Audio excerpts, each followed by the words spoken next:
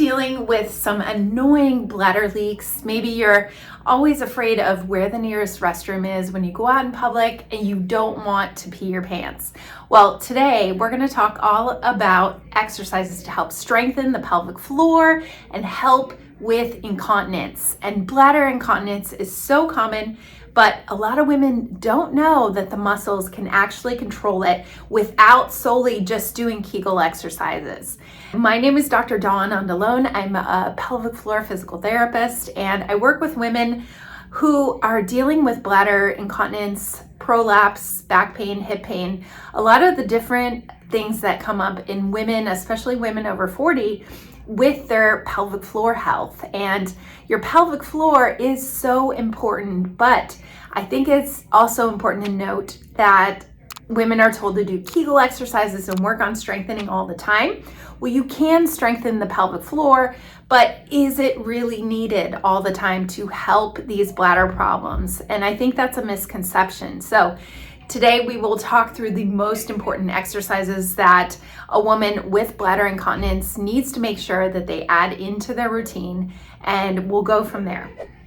So like I mentioned, as a pelvic floor therapist, a common thing that women complain of is leaking and accidents. It doesn't necessarily have to come with women who have had babies in the past. This can happen to anyone. And if you're getting incontinence problems, leaking, when you're coughing, sneezing, running, jumping, we call that stress incontinence. Or if you feel like you can't make it to the bathroom on time and you're having to go and get that urge constantly throughout the day and go to the bathroom every 15 minutes or every hour, you should be able to hold it longer than that, like every 2 to 3 hours. And if you're going more often than that, we call that urge incontinence. So here is the pelvic floor. If you've seen my other videos, I have other videos on incontinence and pelvic floor problems, but on this pelvic model, you can see these muscles in red. They're like a basket of muscles at the bottom of your pelvis, help support your bladder, your uterus, your rectum. They are important for sexual function and also just support and stability through your pelvis, your hips, and your back. And these muscles, when we think of what exercises to do and you're told by your doctor or someone else, or you read online, do Kegel exercises and clench and squeeze. Well, the misconception is that everyone needs to do this. Now, so many women that we see as pelvic floor physical therapists, they actually have tense and restricted and shortened muscles. If you spend a lot of time sitting, or you have a history of trying to clench those muscles to hold your bladder, most likely they are in that shortened state, and we need to work on lengthening and letting them go. Women are afraid to do this because it may feel like you're actually going to have a bladder leakage problem. So we are going to talk through the first exercise that is most important when it comes to reducing incontinence and helping your pelvic floor. So because you're told to tighten and tense, we're going to think about the opposite, and we're going to do it with your breathing. So if you just relax and you go onto your back with your knees bent, or you can do this in sitting, I am going to demonstrate a deep breathing exercise that is going to make you connect with your pelvic floor muscles. Okay, I'm going to show you by sitting in a chair what I mean about the first exercise that is very important for your pelvic floor and helping in relation to bladder problems. So I'm taking this towel, you can use a towel or a washcloth. I'm rolling it up, and I'm going to put it long ways right between my legs here. And I'm going to be sitting on this. This is going to give you feedback to what those muscles, those basket of muscles at the bottom of your pelvis, what they're doing. So if you clench and you tighten those muscles like a Kegel, think of drawing in the vaginal opening and pulling it in and up.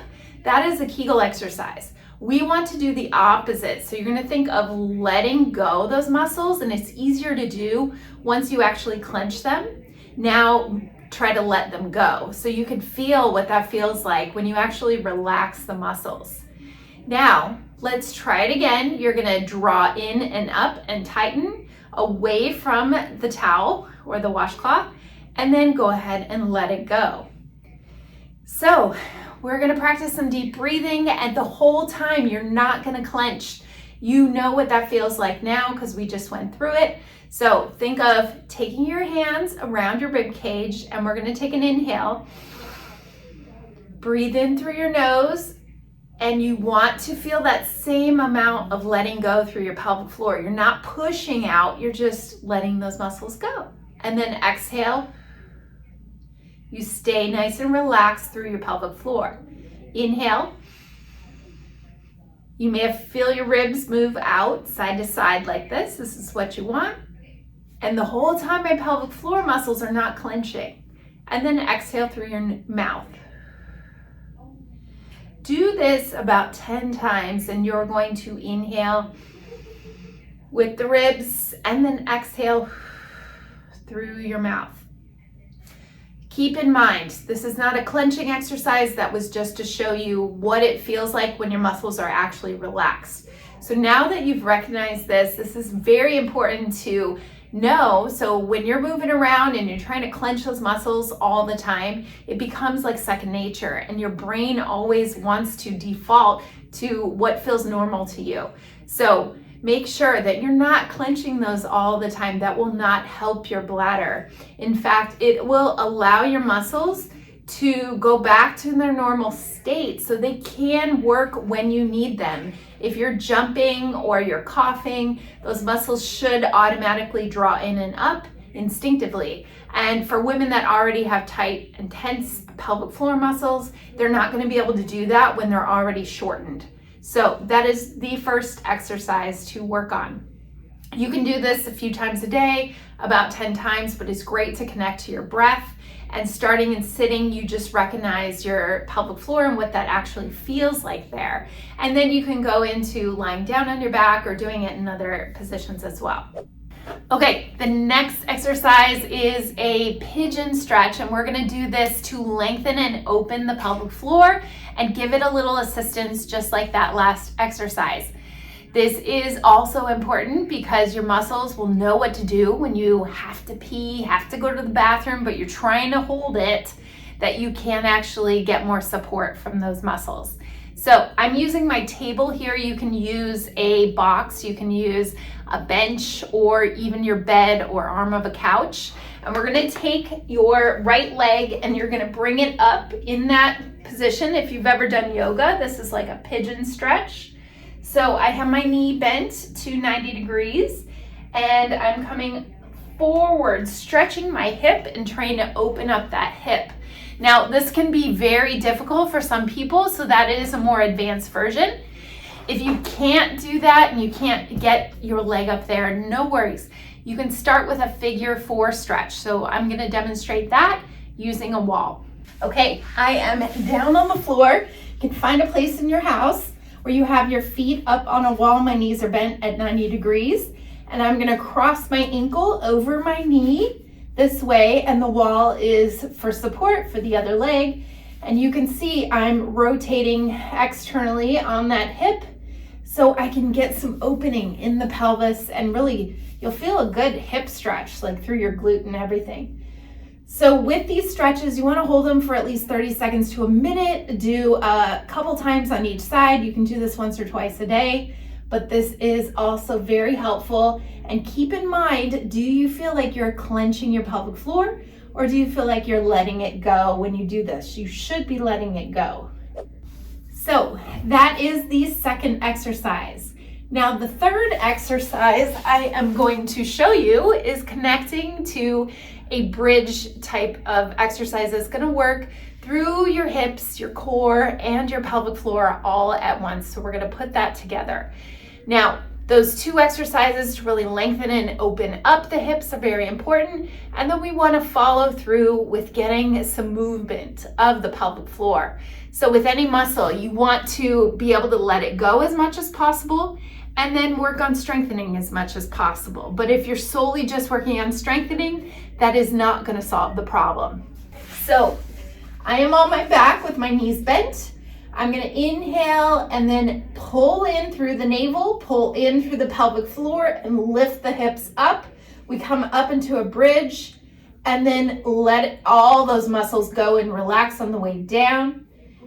and then lift, pulling in and up, and then inhale and lower down, let the muscles go. Exhale, lift up, using your glutes, core, pelvic floor, and then back down. So do about 10 to 15 of these. You're really helping isolate all those pelvic muscles all at the same time. And it's important when you drop down that you let the muscles go and relax. Super important. Okay, so I've shared with you 3 of my top exercises that I would give someone who just asked me what they can start doing to help with their bladder problem and incontinence. Now, keep in mind, you definitely want to check with your doctor first that nothing else medically is going wrong of why you're having this problem. But for a lot of women, it has to do with the muscles and how they're coordinating and controlling that with what their brain is telling their muscles to do and clench all the time. So try those. If it's not getting better, then check in with your doctor and a pelvic floor physical therapist. It's going to be so helpful to stop the embarrassment and stop the frustration with bladder leakage. Thanks for watching. Now, if you have not already subscribed to this channel, please do. We always love to share more tips with women about these common women's health topics. So hit subscribe on this channel and you'll be alerted when we release new videos. Thank you so much for watching.